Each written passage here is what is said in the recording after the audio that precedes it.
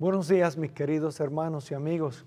Gracias por estar nuevamente con nosotros en este servicio de adoración, estudio bíblico.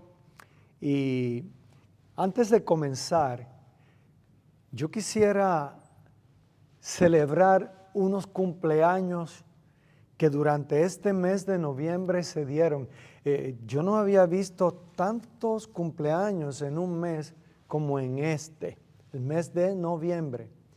Pero en especial quiero felicitar a la hermana doña Ada Imbert, quien cumple en el día de hoy 92 años. ¡Wow! Que Dios la bendiga grandemente. También cumple hoy también el hermano William Figueroa. Gloria sea al Señor, que Dios bendiga a William. Pueden ver las fotos, se ven muy bonitas las fotos.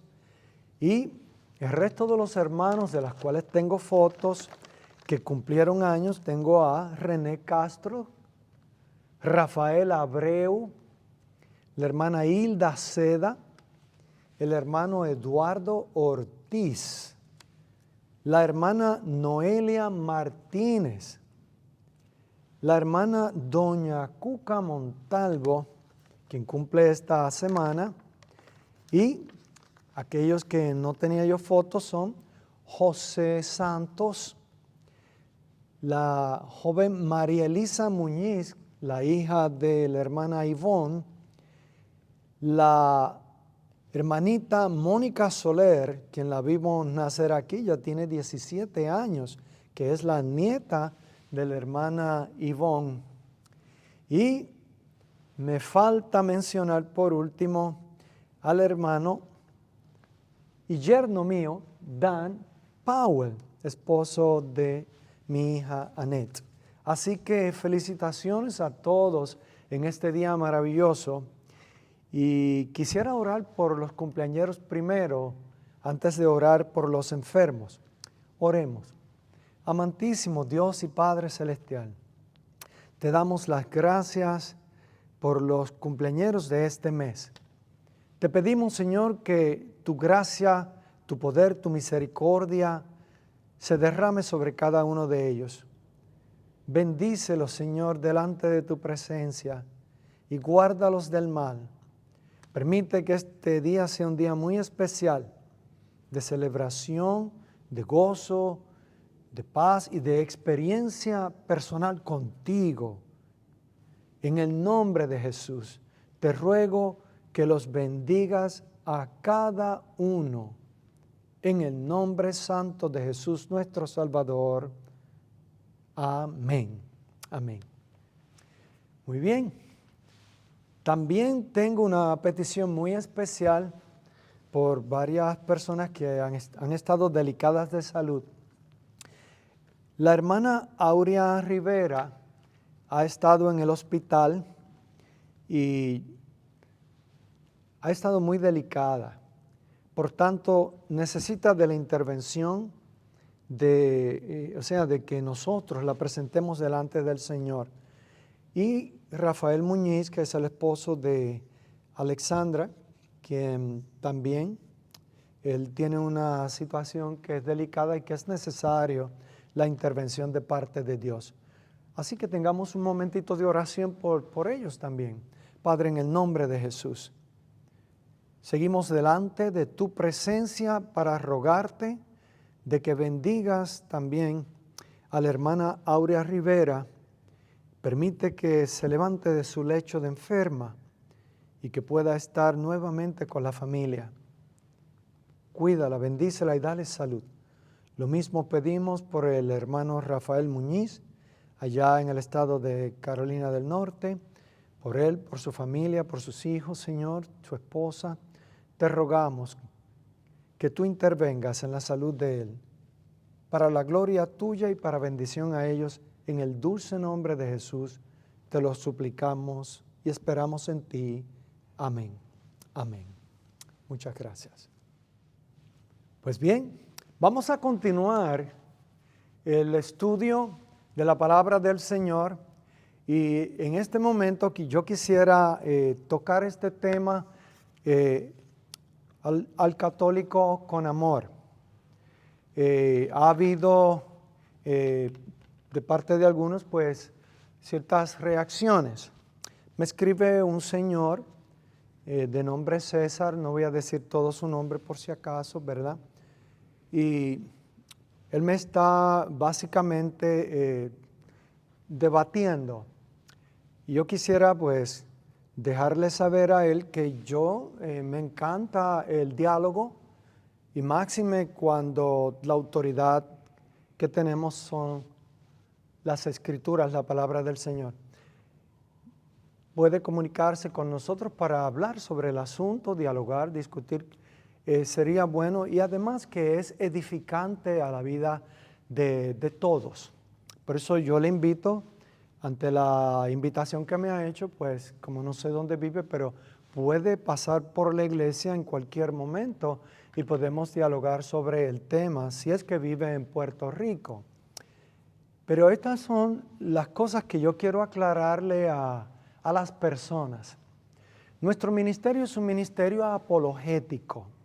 Apología viene de la palabra griega que quiere decir defensa. En este caso, la apología cristiana es la defensa de la fe cristiana y como base utilizamos las Sagradas Escrituras. Pero al hacerlo tenemos las siguientes cosas que tomar en cuenta. Bajo ningún concepto nos ponemos en discusiones innecesarias. La otra es que no ridiculizamos a la persona que opine distinto, ni tampoco denigramos el carácter de la persona con la cual ya sea que dialoguemos o vayamos a un debate. Nosotros utilizamos la palabra de Dios conforme a Hebreos 4:12. Hebreos 4:12, para que tengan una idea, dice de la siguiente forma.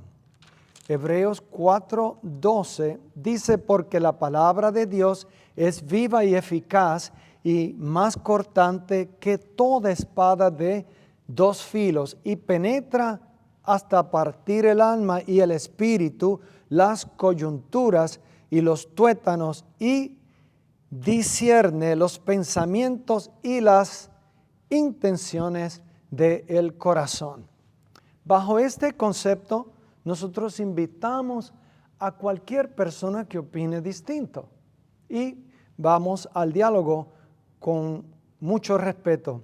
Yo personalmente he estado en varios debates, uno en televisión, dos en televisión y también en la radio, en WKQ, con dos sacerdotes en distintas ocasiones, hace ya varios años, y siempre fue un diálogo de mucho respeto.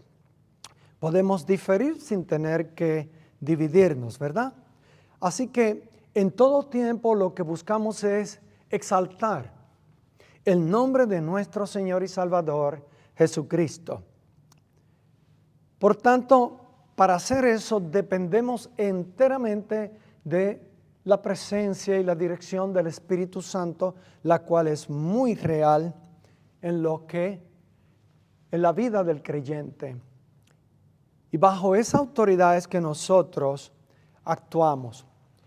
En el día de hoy me dirijo al tema del catolicismo porque es importante y al mismo tiempo es para meditar y reflexionar al respecto. Porque se requiere amor para decirle a una persona la verdad de lo que la Biblia enseña, porque de esta verdad depende la salvación de todos los seres humanos.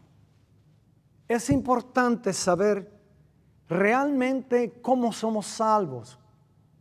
Y a eso es a lo que nosotros vamos en el día de hoy. Me gustaría que busquen conmigo primera epístola de Juan, primera epístola del apóstol Juan, primera epístola de Juan, En el capítulo 1, verso 7, capítulo 1, versículo 7, dice de la siguiente forma: pero si andamos en luz como Él está en luz, tenemos comunión unos con otros, y la sangre de Jesucristo, su Hijo, nos limpia de todo pecado. Si decimos que no tenemos pecado, nos engañamos a nosotros mismos y la verdad no está en nosotros. Si confesamos nuestros pecados, Él es fiel y justo para perdonar nuestros pecados y limpiarnos de toda maldad. Ese es el texto que yo quisiera usar en este día. El testimonio que presenta Juan es bien claro. Él está diciendo que la persona principal, la persona que realmente hace la iglesia, es el Señor Jesús. Y la fe que presenta Juan es una fe bien clara, porque en el versículo primero de ese capítulo dice que lo que era desde el principio, lo que hemos oído, subraya eso, lo que hemos visto con nuestros ojos, que quiere decir que vieron al Señor no solamente cuando estaba en la cruz, sino que después que resucitó de entre los muertos. Adoramos a un Cristo vivo. Lo que hemos visto con nuestros ojos, aleluya, lo que hemos contemplado y palparon nuestras manos tocante al verbo de vida, porque la vida fue manifestada y la hemos visto en la persona de Jesucristo, que se entienda. Y testificamos y os anunciamos la vida eterna, la cual estaba con el Padre y se nos manifestó. Lo que hemos visto y oído, eso os anunciamos, para que también vosotros tengáis comunión con nosotros, y nuestra comunión verdaderamente es con el Padre y con su Hijo Jesucristo. Estas cosas os escribimos para que vuestro gozo sea cumplido. Alabado sea su nombre. La fe cristiana está basada enteramente en la persona de Jesucristo, en la resurrección de nuestro Salvador. Sin la resurrección de Jesucristo, seríamos como todas las otras religiones del mundo, que no tienen un Salvador viviente. Algunas lo que tienen son ideas, principios, pasos. Pero la Biblia enseña claramente que la salvación que Cristo ofrece es cuando nosotros reconocemos que somos pecadores, porque no nos podemos salvar a nosotros mismos, sino Cristo es el que salva. Por eso el verso 9 del capítulo 1 de Primera de Juan dice: si confesamos nuestros pecados, Él es fiel y justo para perdonar nuestros pecados y limpiarnos de toda maldad. ¿Cómo comienza la experiencia cristiana? Comienza con el reconocimiento de que somos pecadores. Al nosotros reconocer que somos pecadores, aceptamos a Cristo, la sangre de Jesús nos limpia de todo pecado, de toda maldad. Nótese que comienza ahí una experiencia increíblemente maravillosa. Todos tus pecados fueron borrados. Cuando la Iglesia Católica, antes ya lo corrigieron, pero hubo un tiempo que en vez de hablar de la confesión de los pecados y estas cosas, pues ponían a las personas en penitencia. Lo que la Biblia enseña es que la persona que realmente sabe que es pecadora y recibe a Jesucristo para perdón de pecados, dice que la sangre de Jesús le limpia de todos los pecados cometidos contra Dios.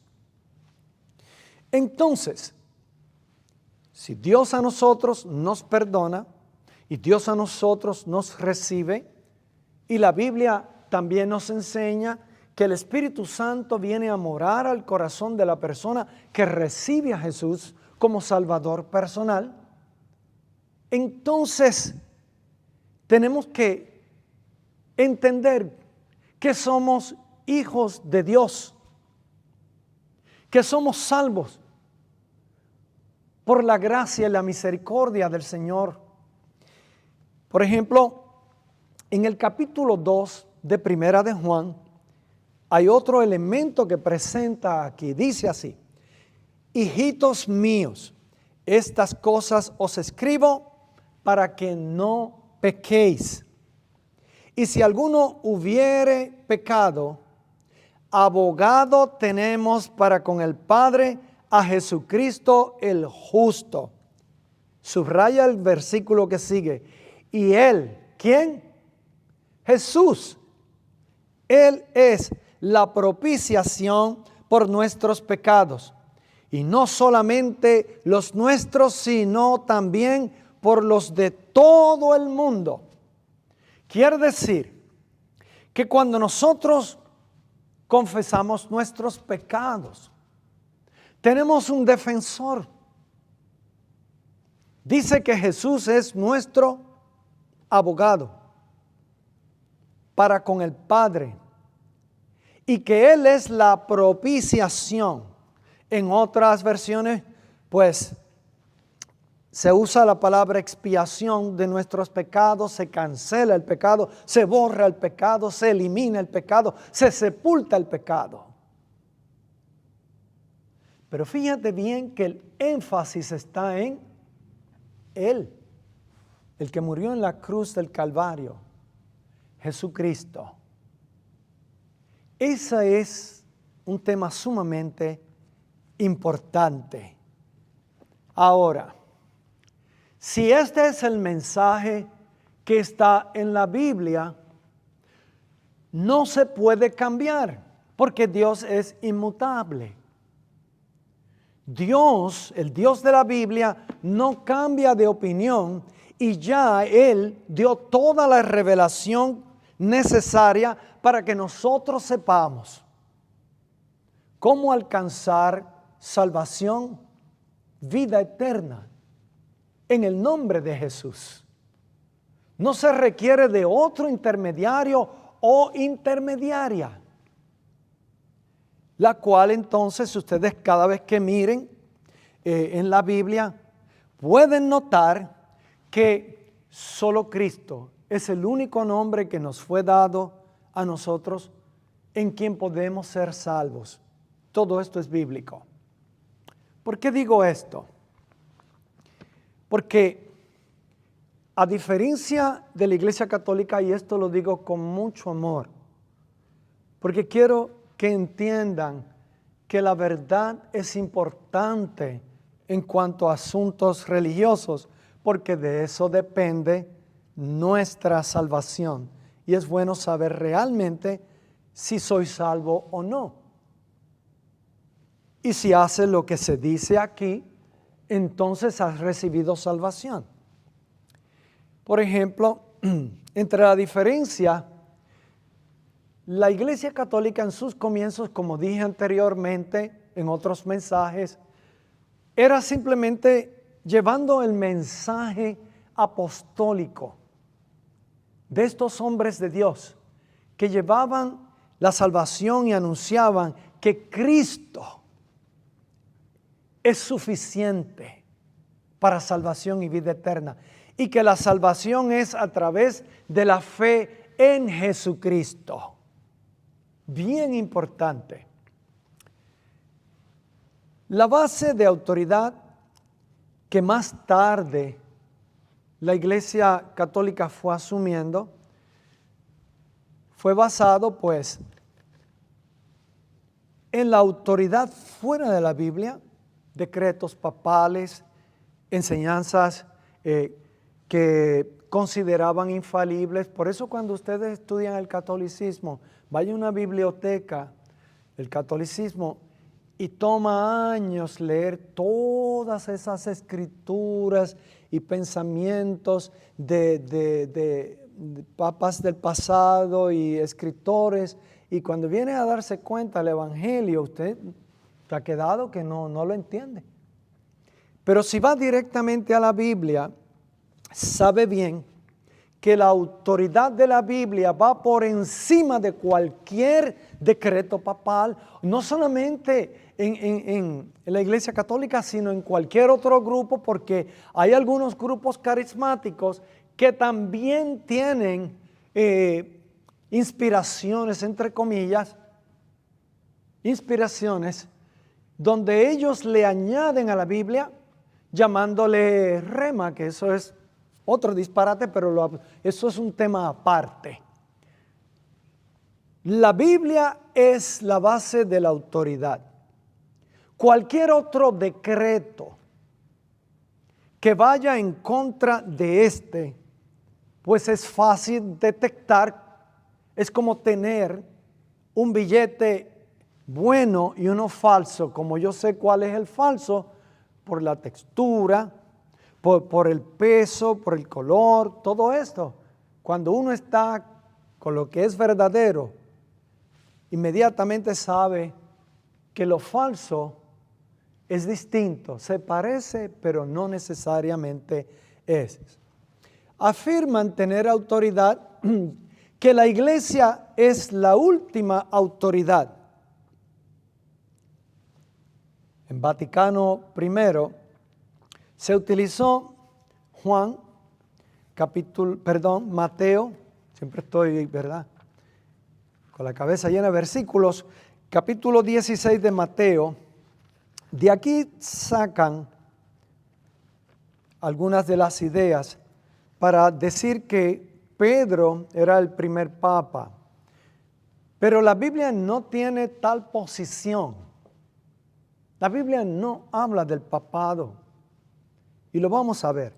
En el capítulo 16, el verso 18 dice, Jesús hablando con Pedro, le dice, y yo también te digo, tú eres Pedro, sobre esta roca edificaré mi iglesia, las puertas del Hades no prevalecerán contra ella, y a ti te daré las llaves del reino de los cielos. Y todo lo que atares en la tierra será atado en los cielos, y todo lo que desatares en la tierra será desatado en los cielos. De aquí sacan el Vaticano I, el que la sucesión, o sea, la autoridad papal viene de Pedro, al cual pasó esa sucesión a los papas de Roma. Basándose en esto. Pero si no, también la historia no tiene que ver nada con la Iglesia Católica, sino con la confesión de Pedro, que Pedro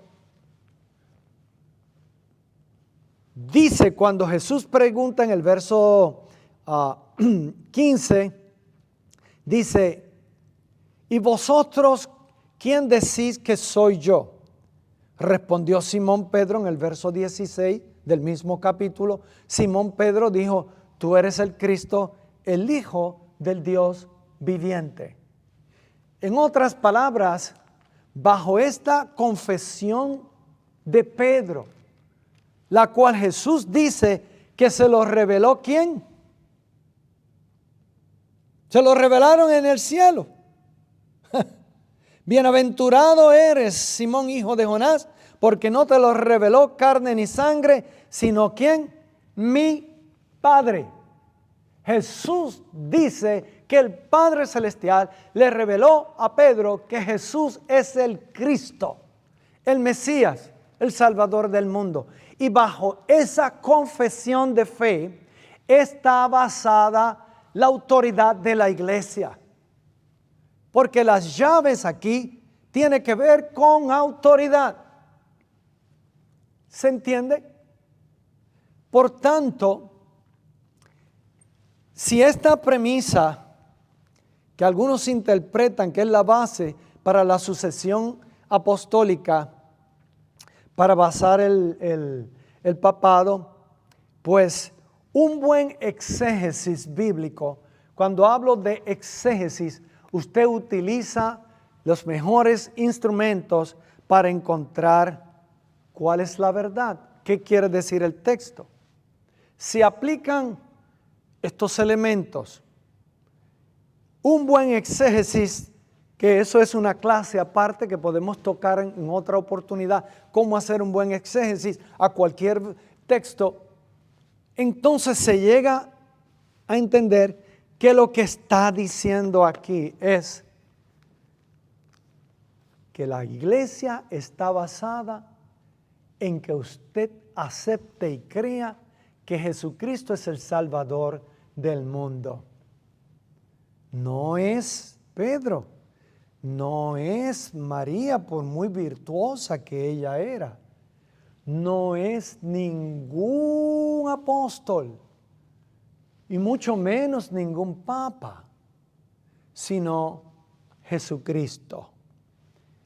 La otro texto que algunos usan es en Juan capítulo 21.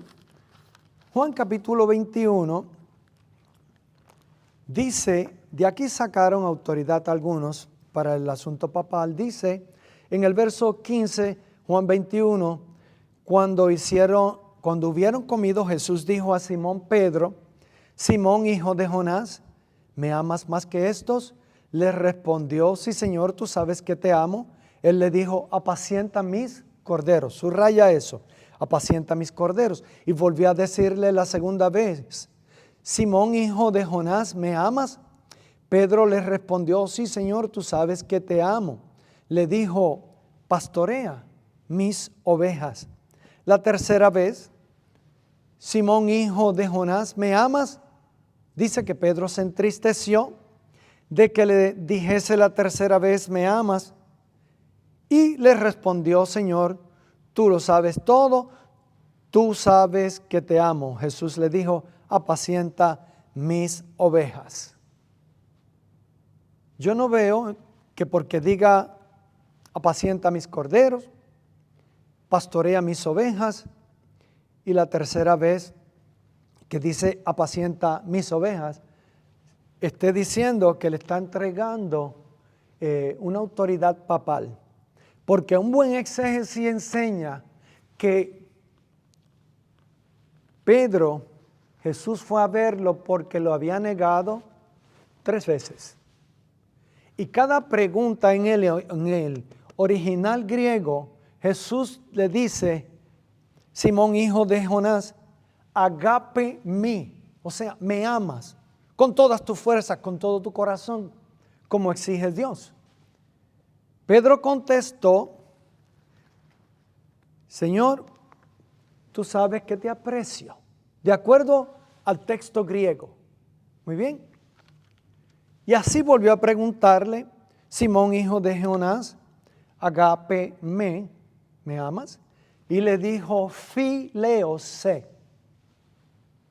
La tercera vez aparece en el griego, Jesús baja el nivel y le dice, Simón, hijo de Jonás, fileos me estimas. La conciencia de Pedro por haber negado al Señor no le permitía confesar que amaba al Señor con todas las fuerzas de su corazón, porque su conciencia por haber negado al Señor estaba molestándole. Y aquí en adelante el Señor lo confronta, lo perdona y lo invita a seguir el camino de la cruz. Y sabemos que históricamente se habla de que Pedro fue crucificado más tarde con la cabeza para abajo y los pies para arriba, porque él mismo dijo que él no era digno de morir como su Señor y Salvador Jesucristo. Por esa razón, la Biblia enseña claramente que no hay tal sucesión papal, no la hay, porque la Biblia no lo respalda. Y si eso es cierto, entonces la autoridad papal sobre la Biblia no puede ser, porque la Biblia es palabra de Dios y es la autoridad que nos ha dado. Por revelación del Espíritu Santo, Dios mismo, para nosotros educar, para ministrar, para predicar, para llevar el mensaje de transformación y vida eterna a todo aquel que está perdido, que necesita el perdón de Cristo, para entrar en una relación personal con Dios. Yo lo quiero dejar aquí porque el tiempo ha corrido. Pero la próxima vez terminamos esta etapa y quiero decirle, amigo católico, que lo que hacemos lo hacemos con amor. Para que conozca la verdad, porque la verdad te hará libre. No es una cuestión de ritos y de gracia, no, es la gracia redentora de nuestro Señor y Salvador Jesucristo. Poner la fe en Jesucristo es estar seguro del destino final, que es con Él. ¿Porque te lo mereces? ¿Porque te lo ganaste? No. Jamás podría ganártelo. No podrías. Sino que te lo dan gratuitamente. Y si le crees a Dios y lo recibes, el regalo que es Cristo. La Biblia dice que eres perdonado. Un ángel escribe tu nombre en el libro de la vida y tu lugar estará seguro, seguro, en la confianza de que Jesucristo cargó tu pecado en la cruz del Calvario, lo borró y te dio una experiencia íntima y personal con Él, que es eterna. Que Dios Todopoderoso bendiga tu vida y te guarde. Por Cristo oramos. Amén. Padre, te doy gracias por la oportunidad. Te ruego, Señor, que inquietes los corazones a buscar en las Sagradas Escrituras lo que tú has revelado, para que la fe esté basada en la autoridad que proviene de parte tuya. Por Jesucristo, por los méritos de Jesús, oramos humildemente y las gracias te damos. Bendice a los oyentes. En el nombre de Cristo. Amén.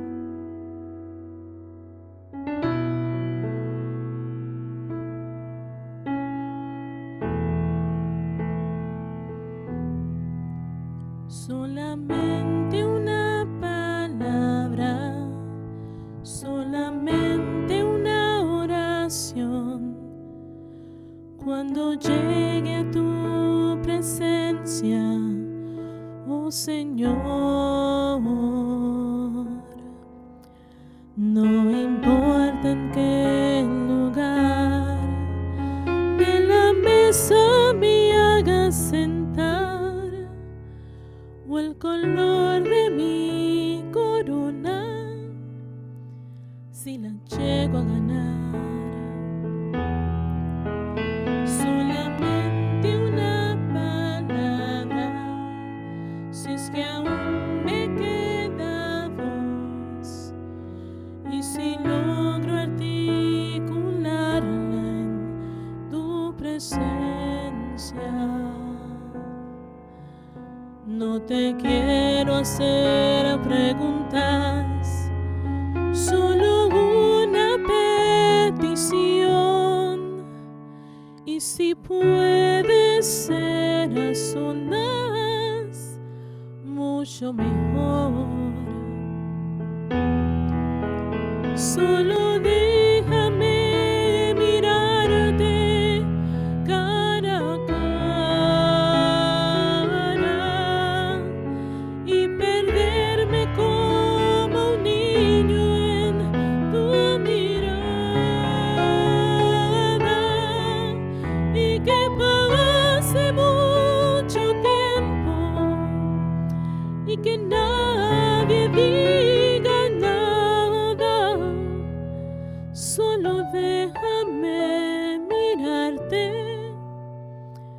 cara a cara, que se ahogue mi recuerdo en tu mirada. Quiero amarte en el silencio y sin palabras, y que pase mucho tiempo y que nadie diga nada. Solo déjame mirarte cara a cara.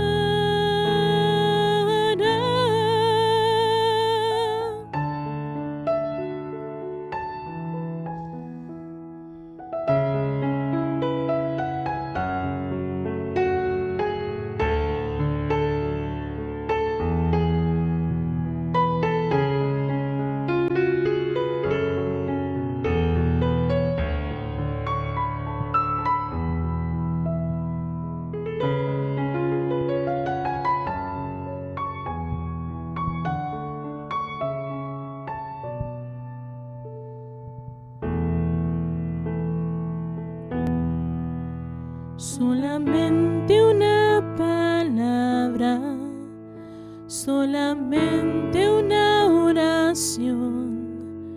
Cuando llegue a tu presencia, oh Señor,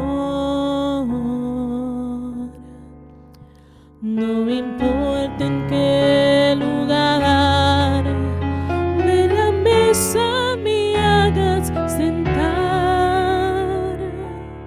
o el color de mi corona, si la llego a ganar.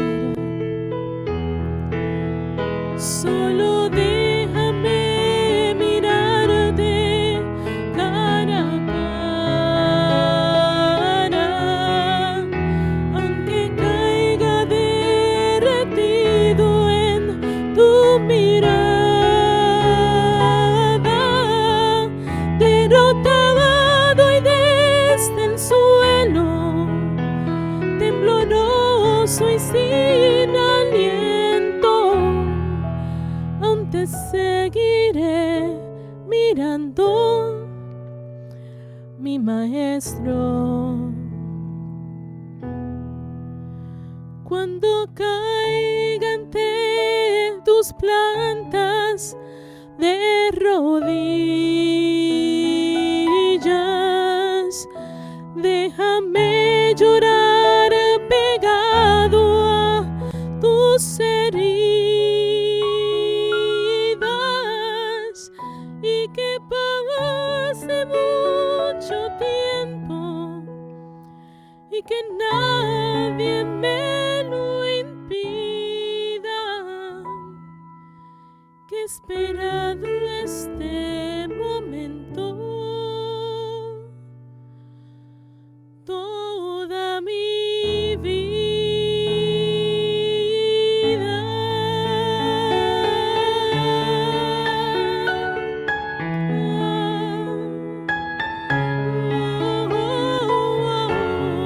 Na, na, na, na.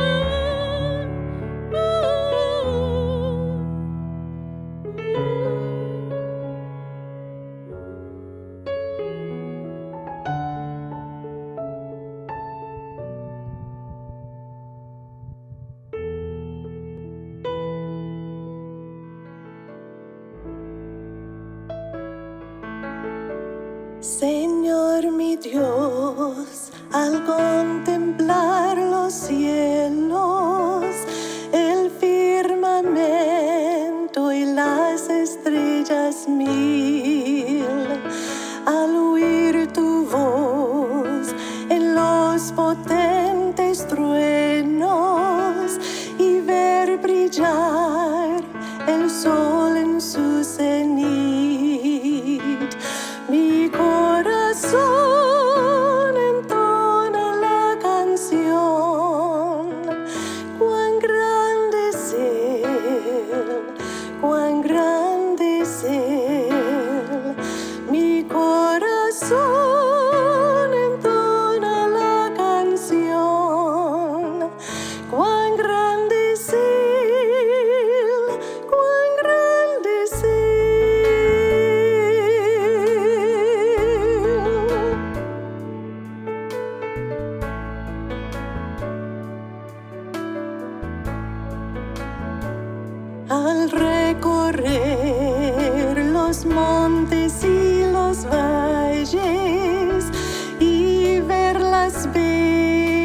las flores al pasar, al escuchar el canto de las aves y el murmurar del claro manantial.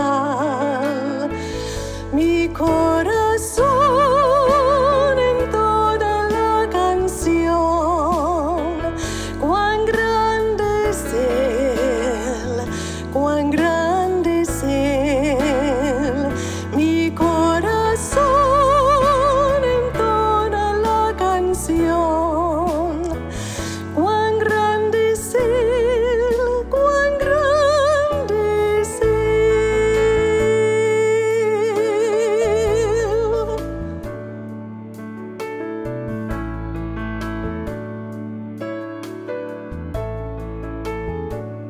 Cuando